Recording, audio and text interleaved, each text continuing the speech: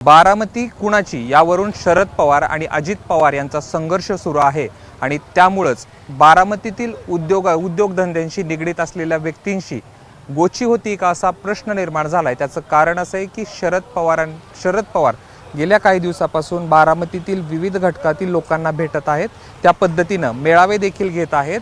व्यापाऱ्यांचा मेळावा घेण्याची इच्छा शरद पवारांनी व्यक्त केली होती, त्यावरती बारामतीतील व्यापारी संघाच्या वतीने त्यांना वेळ नसल्याचं कळवण्यात आलेलं आहे।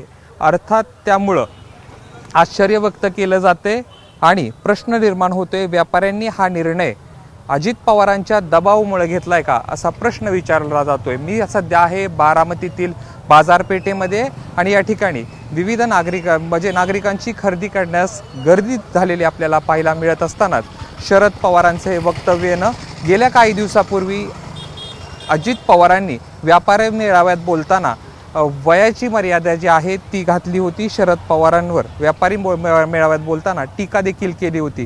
त्यानंतर शरद पवारांनी व्यापारी मेळावा घेण्याची इच्छा व्यक्त केली असतानाच व्यापाऱ्यांकडून वेळ नाही असं कळवण्यात आलं।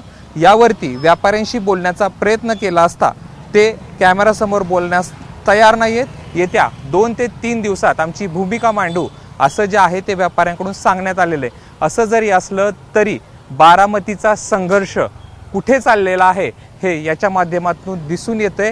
शरद पवारांनी बोलताना असं देखील म्हणालं की 50 वर्षात मला आजपर्यंत असं कुणी कळवलं नव्हतं, ते बारामतीतल्या व्यापाऱ्यांनी वेळ नाही असं सांगितलं।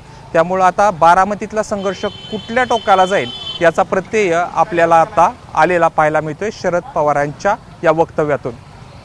कॅमेरा पर्सन अमोल गवायसह जयदीप भगत, एबीपी माझा, बारामती। एबीपी माझा, उघडा डोळे बघा नीट।